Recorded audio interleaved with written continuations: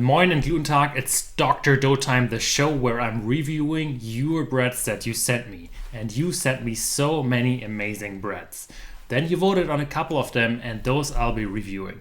The others I'll be sending you a separate email with my personal review for you. Sorry this took a little bit longer, but I wanted to make sure that this time I actually look like a real doctor wearing the proper equipment. I'm really excited to review all of the examples. I've only seen a few pictures, and let's have a look and let me show you what you might be able to improve on your next bake. And it's been a while, so probably you're a much better baker now, but I still hope that this is going to be valuable. Okay, Billy right here. The starter was fed with 30% wheat, 30% all-purpose. The dough was made with bread flour. I used 72% hydration. Fermentation was about 6 hours from adding in the starter to the end of the bulk fermentation. I suspect fermentation might have gone too long, given my room temperature was around 27 degrees Celsius. Okay, let's have a look here at what's going on there. Nice. And the second picture. Okay, interesting. It looks a little bit like a mountain, but on the good side, you have some nice blisters here on your crust, Billy. That looks good. Let me go back to what you've been doing here. So you said 70% wheat, 30% all-purpose. You fed your starter. Me personally, I always like to feed my starter only with whole wheat or whole rye. I personally feel that makes a more active starter. You used 72% hydration for your bread flour. You're not so sure about the percentage. So I think in terms of flour, that also sounds like something reasonable. Based on the fermentation time, you were saying that you fermented for roughly 6 hours, bulk fermented. 2 hours of centrifugal and 3.5 hours of bulk fermentation. Okay, so I think based on the fermentation time, you're also probably doing everything right. In summer times when it was that temperature, my doughs were typically ready in the same amount of time. One thing that I always recommend to do is extract a small piece of your dough and monitor that dough in a separate jar. And that's always going to make you ferment on time. This really makes it a lot easier, because it could be maybe that you did not ferment long enough, especially looking here at this nice dome. It looks like you might have not fermented long enough, but on the other side, you also have those nice pockets here, which are a sign that you clearly did have some fermentation. Those pockets, those bubbles here typically appear when you have a lot of gas inside of your dough. So, going back here, try to extract the sample, monitor that. For your flour combination, you probably want to be going for a 50 to 75% size increase of that small sample. Then you're ready to proceed with the shaping. Have a look at a couple of shaping examples, because as far as I can see, maybe the shaping also wasn't as good. Next up, the bread from Anish, and many of you voted on this bread because it has a nice dark color to it. You are saying you made some Nutella with dark cocoa powder and then you had some leftovers, so you mixed all that with all-purpose wheat flour at about 80% hydration. You mixed it, let it rise, shaped it, and proofed it and banded it overnight in the fridge. Let's have a look at this bread here. Nice. That looks amazing. I love the dark color. That's really a truly unique bread. Well done, first of all. Okay. Going back at what you wrote exactly here. All-purpose wheat flour and 80% hydration.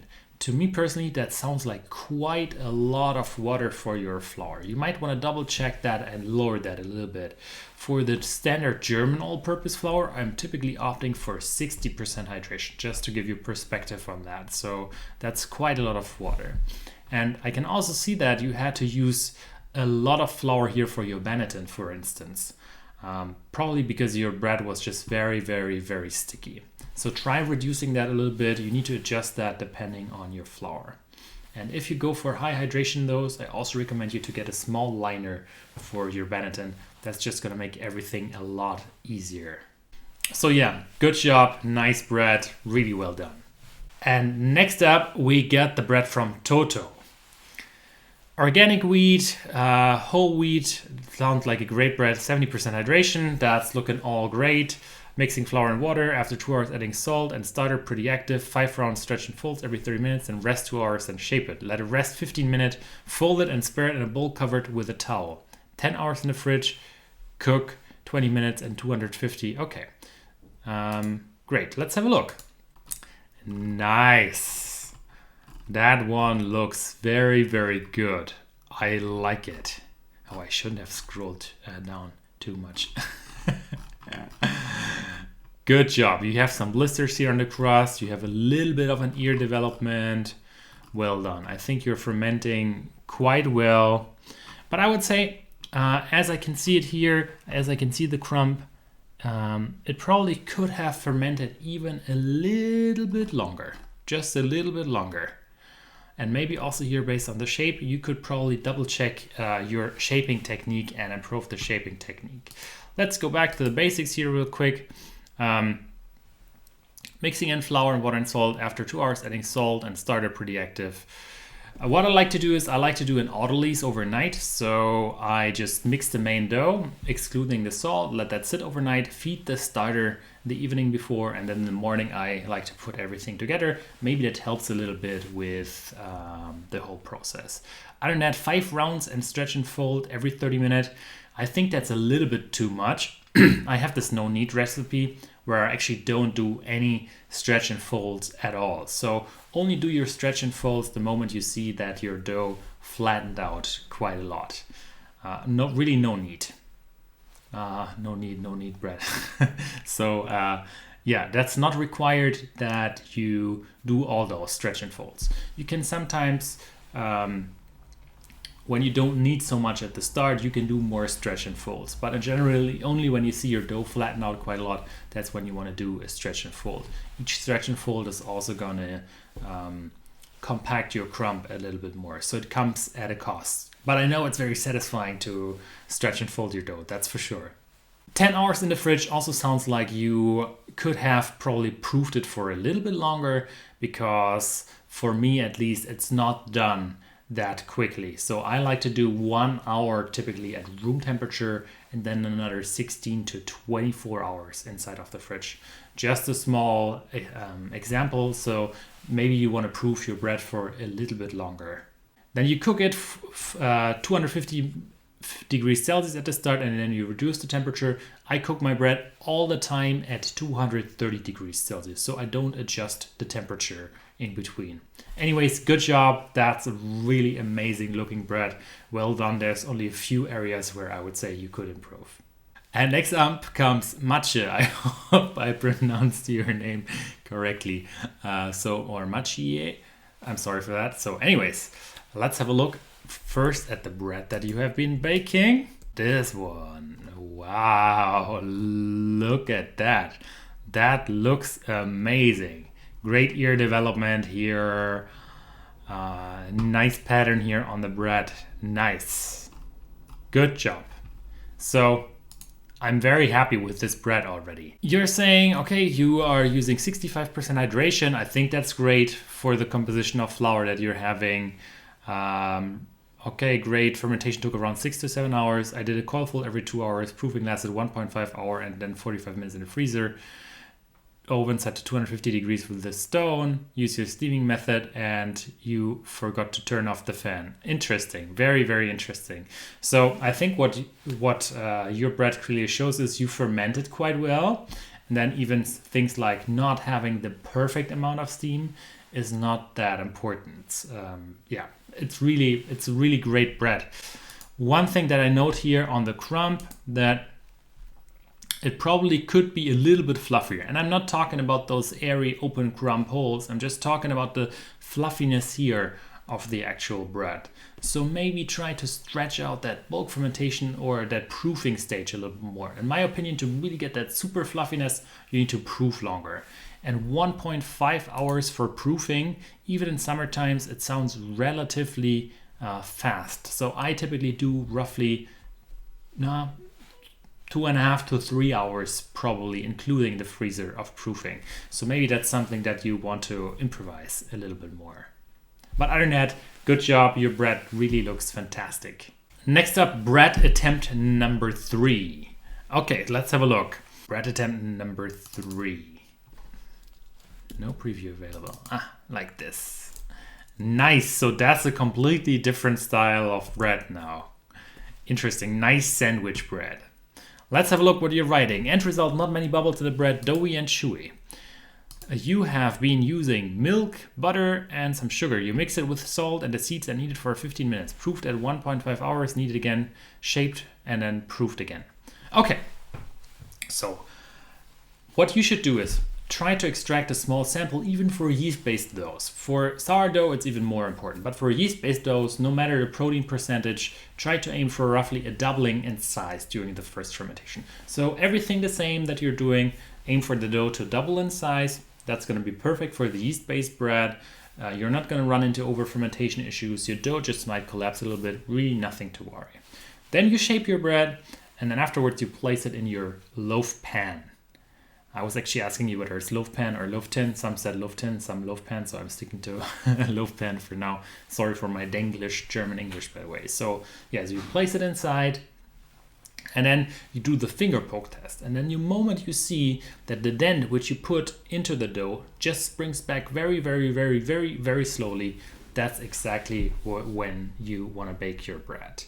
Now, you won't have super big bubbles in a loaf pan, that's normal, but you should be able to get a nice airy crumb out of this bread. So yeah, bulk fermentation, doubling its size, and then using the finger poke test. I think that's gonna make it so much better already. Next up, we have Goncabr, I hope I pronounced your name correct, from Turkey.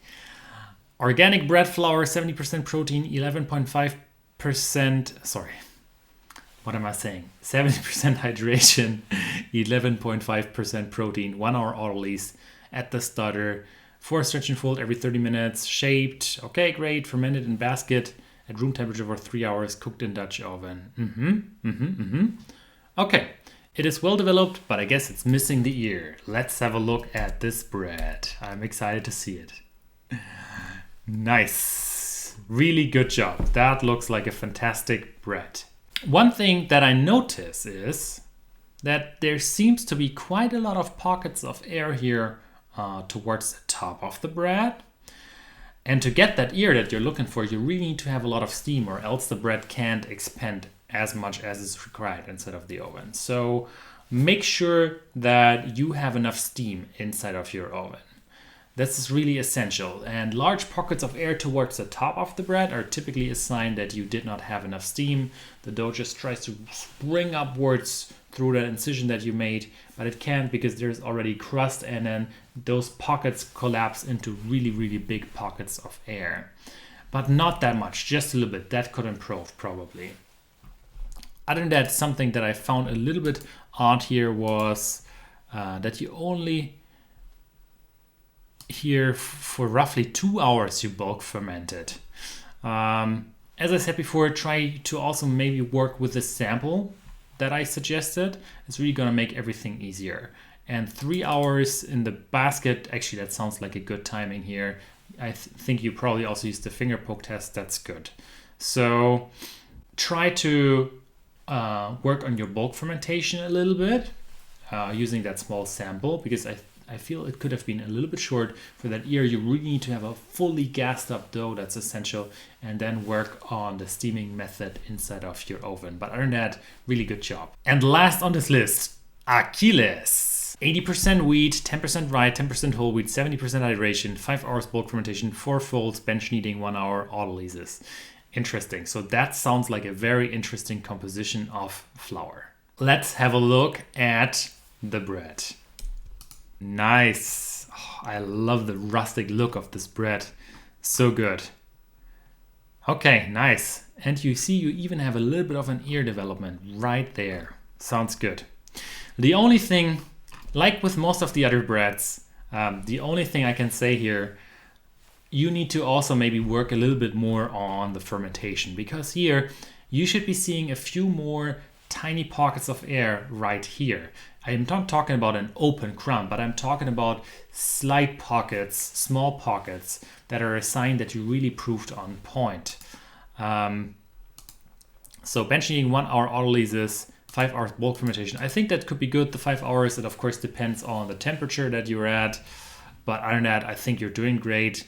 Just try to, when you're proofing, try to use the finger poke test, because I feel that really gives those extra tiny pockets of air in the end to make the dough very nicely inflated. And for the bulk fermentation, as I suggested before, also try to use the sample. It really makes it a lot better. But I think you're already very close, because I saw that nice oven spring. Let me go back here real quick. A little bit of an ear development. But yeah, it could probably be a tad more soft if you were to optimize the proofing. But I'm very happy you did well. Thanks for the submission. And one more time, all the amazing submissions. Who do you think won? Please drop a comment in the video. I'm very curious to see what you think.